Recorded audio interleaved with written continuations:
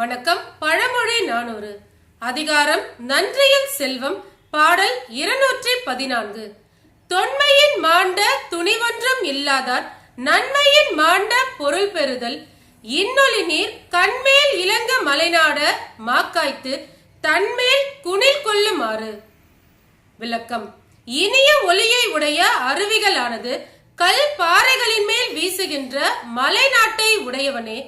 பழமையான நூல்களினால் பெற்ற அறிவினை கொண்டு மாற்றுமைப்பட்ட துணிவானது சிறிதும் இல்லாத அறிவற்றவர்கள் தன்னுடைய நல்ல ஊழ்வினையால் செல்வத்தை பெற்றிருத்தல் எத்தகையதெனில், மாமரமானது காய்த்து தன்மேல் பிறரெறியும் கல்லை ஏற்றுக்கொள்வது போன்றதாகும்.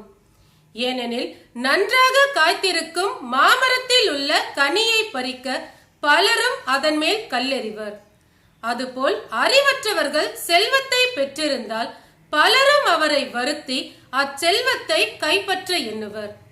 இதன் கருத்து, அறிவற்றவர் பெற்ற செல்வமானது அவருக்கே துன்பத்தை விளைவிக்கும். நன்றி.